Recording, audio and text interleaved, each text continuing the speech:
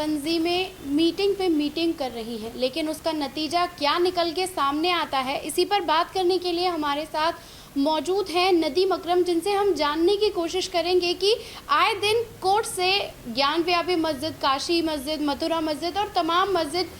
के ऊपर कोई ना कोई बयान आता है, कोर्ट का कोई ना कोई याचिका या उनका फैसला सामने आता है। नदीम भाई, मुंबई हो, दिल्ली हो या मुशावरत की वो मीटिंग हो जो 3 दिन लगातार चली है और अभी भी लगातार वो चलने वाली हैं, चाहे मौलाना तौकीर रज़ा साहब का बयान हो या फिर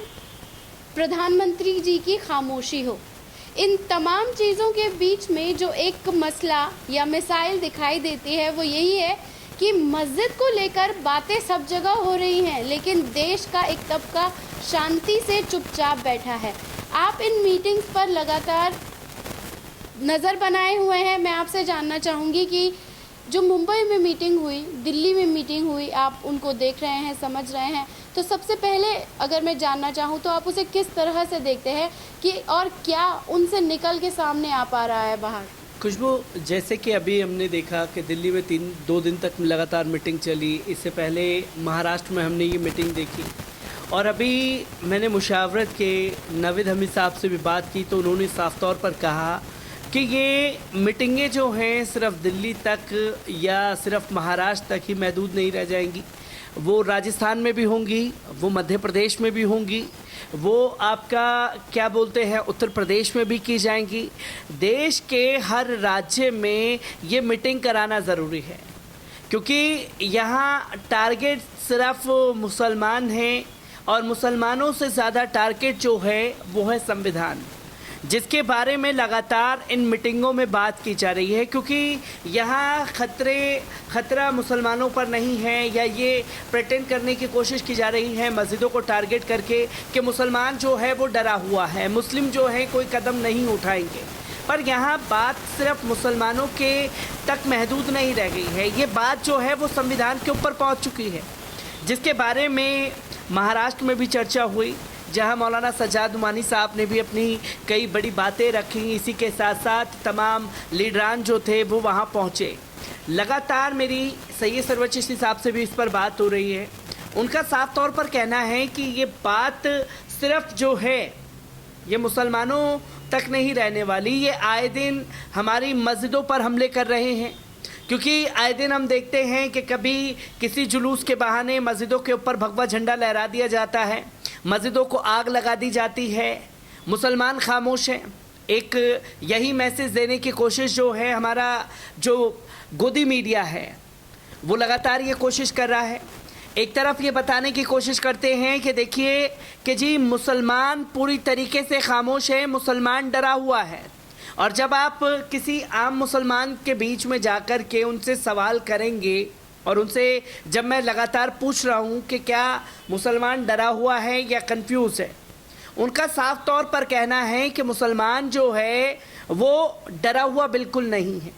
मुसलमान अगर डरता है तो अपने अल्लाह ताला के सिवा किसी से नहीं डरता। और दूसरा, मुसलमान कंफ्यूज ज़रूर है। वो कंफ्यूज इसलिए है कि कभी ज्ञानव्यापी मस्जिद, चलिए ज्ञानव्यापी मस्जिद के लिए आप लड़ाई लड़ लेंगे, कोर्ट के ज़रिए जाएंगे, अब अगले दिन पिटीशन डाल दी जाती है ईदगाह मथुरा मस्जिद के लिए, तीसरे दिन आप उसके लिए जब रणनीति तैयार करेंगे तो चौथे दिन पिटीशन डाल दी जाती है कुतुब मीनार मस्जिद के लिए, पाँचवें दिन कर्नाटक मस्जिद के लिए सामने आ जाते हैं। तो कंफ्यूज्ड इसलिए है कि असल में जो संविधान को चुनौती दी जा रही है उस पर कैसे लड़ा जाए, क्योंकि 1991 एक्ट के जिक्र किया गया, उस जिक्र में साफ तौर पर यह कहा गया है जो पहले से वर्शिप है, जो धार्मिक स्थल है वो वैसे के वैसे ही रहेंगे, उन्हें टच नहीं किया जाएगा। पर बाबरी मस्जिद को इससे अलग रखा गया था। अब जब बाबरी मस्जिद को इससे अलग रखा गया था तो बात यहाँ ये आ जाती है कि ज्ञानव्यापी मस्जिद चाहे मथुरा मस्जिद हो, उनके लिए भी ये चीज़ें लागू होती हैं। उसी के खिलाफ जो है देश की तमाम मुस्लिम तंजीमें, मुस्लिम धर्मगुरु, चाहे उसमें सोशल एक्टिविस्ट हों, पत्रकार हों, वो सब लोग एकजुट होकर के एक जगह मीटिंग कर रहे हैं ताकि कोई नतीजा निकाला जा सके। क्योंकि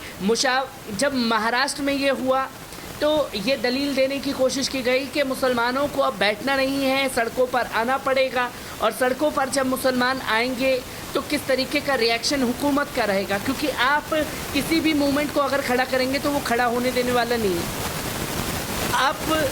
आम जनता का सवाल है कि इस पर हमारे उलमाए किराम क्या कर रहे हैं, वो कदम क्यों नहीं उठा रहे। तो उलमाए किराम भी एक साथ एक मंच पर आए, जो कि हमने देखा कि इस्लामिक कल्चर सेंटर में 2 दिन तक प्रोग्राम चला, जहां तमाम मुस्लिम धर्मगुरु पहुंचे, उन्होंने अपनी दलीलें रखी। किसी ने कहा कि जी हुकूमत के ज़रिए एक डेलीगेशन बनाया जाना चाहिए जिसमें वो मुस्लिम धर्मगुरु जो हैं देश के प्रधानमंत्री से मुलाकात करेंगे, ताकि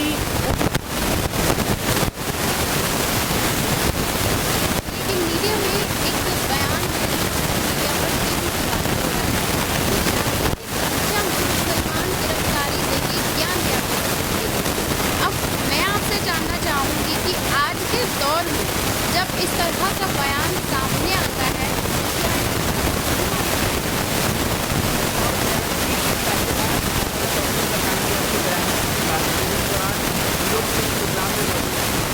उन्होंने जो स्टेटमेंट दिया,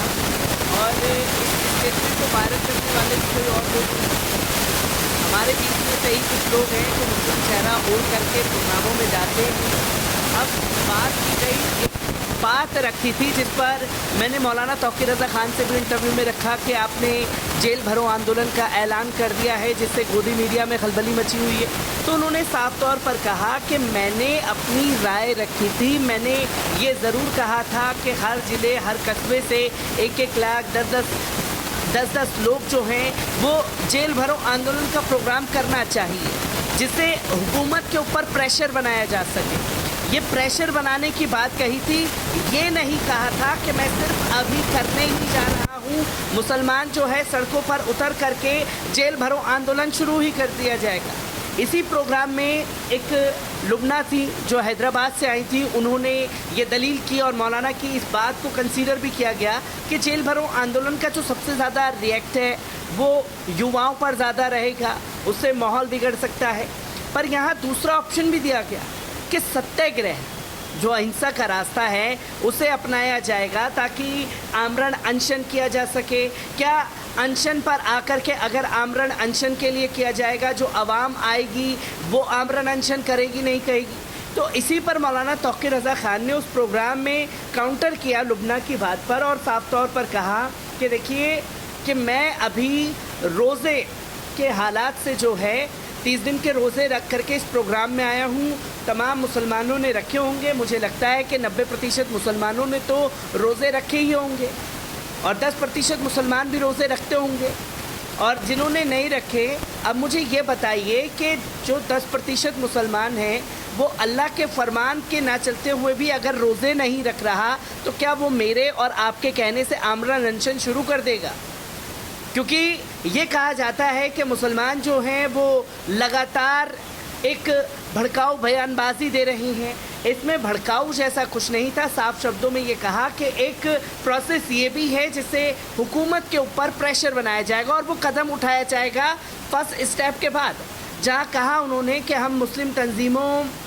के जो डेलीगेशन हैं वो देश के प्रधानमंत्री से मिलेगा, देश के गृह मंत्री से मिलेगा और किसी से नहीं मिलेगा। जिसमें ये पूछा गया कि क्या मोहन भागवत से भी मुलाकात होगी, तो साफ शब्दों में कहा गया कि मोहन भागवत हैं कौन?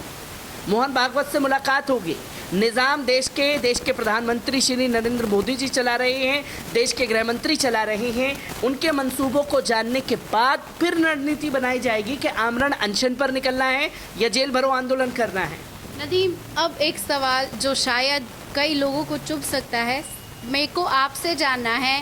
कि जो मुस्लिम तंजीमें हैं बाबरी के बाद से लेकर सोई हुई थी, अब जब ज्ञान व्यापी की बात आई है तो तमाम तरह की मीटिंग सामने आ रही हैं। सवाल ये नहीं है, सवाल ये है कि तमाम जगह ये चलाया जा रहा है कि मुस्लिम तंजीमों में भी सब दो फाड़ हो चुके हैं, सबकी अपनी अपनी सोच है, सब अपने अपने तरीके से चलना चाहते हैं। जब बात मुसलमान कौम की आती है तो जब सब लोग आपस में बिखरे हुए हैं, टूटे हुए हैं, तो क्या आपको लगता है इस तरह की मीटिंग से कोई ना कोई या किसी भी तरीके का कोई रिजल्ट सामने आएगा जो मुस्लिम कौम के लिए फ़ायदेमंद हो? जैसे कि ये बातें निकल कर के सामने आई, कुछ जाहिल पत्रकार जो हैं हमारे बीच में से ही, वो लगातार किसी भी प्रेस कॉन्फ्रेंस में जाएं तो एक सवाल कॉमन हो गया है कि साहब all India Muslim personal law board तो कह रहा है कि सड़कों पर उतरना चाहिए, जमीयत उलमाए हिंद कह रहा है कि साहब सड़कों पर नहीं घर में बैठना चाहिए। पर यहाँ सवाल ये है कि असल में करने की क्या ज़रूरत है, क्योंकि हमने बाबरी मस्जिद के दौरान भी ये देखा था, ये बताने की कोशिश की गई थी कि मुस्लिम तंजीमों में दो फाड़ हैं, मुस्लिम जो हैं कोई सख्त कदम नहीं उठाने वाले हैं। पर यहाँ सिर्फ बात मुस्लिमों में दो फाड़ की नहीं है, यहाँ बात इस बात पर आकर के टिक गई है कि अगर मुसलमान सड़कों पर निकलेंगे तो रिएक्शन सामने तरफ से आएगा, उस रिएक्शन को कैसे जवाब दिया जाएगा इस पर अमल करने की ज़रूरत है। वो रिएक्शन सिर्फ इसलिए नहीं है कि कोई फसाद बर्पा करवा दिया जाए या कुछ ऐसा करवा दिया जाए, क्योंकि जब तक आप हुकूमत के ऊपर प्रेशर नहीं बनाएंगे तब तक होने वाला कुछ नहीं है। इसमें भी दूसरी बात यह है कि हुकूमत पर प्रेशर विपक्ष बनाता है। विपक्ष कहाँ है ज्ञानव्यापी के मस्जिद मामले में?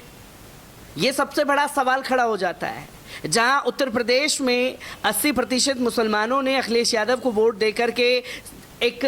दूसरे विपक्ष के तौर पर खड़ा कर दिया, वो अखिलेश यादव कहाँ हैं? आप अखिलेश यादव को छोड़ दीजिए, कांग्रेस पर सवाल करिए। कांग्रेस ने 1991 एक्ट बनाया, आप मस्जिद के लिए नहीं बोल सकते, कम से कम काशी ज्ञानव्यापी मस्जिद के लिए ही इस पर कहें कि संविधान का उल्लंघन हो रहा है। जब हुकूमत और विपक्ष के मंसूबों को जानने के बाद मुस्लिम तंजीमों की तरफ से कोई कदम उठाया जाएगा, क्योंकि हमने वो टाइम भी देखा था कि यही कांग्रेस थी कि ये कह रही थी कि बाबरी मस्जिद को शहीद किया गया, वो नहीं होना चाहिए था, और जैसे ही फैसला आया तो ये कहा गया कि साहब ये जो कदम है ये बहुत अच्छा आया है, इसे पहले ही आ जाना चाहिए था। तो ये चीज़ें समझने की सख्त ज़रूरत है।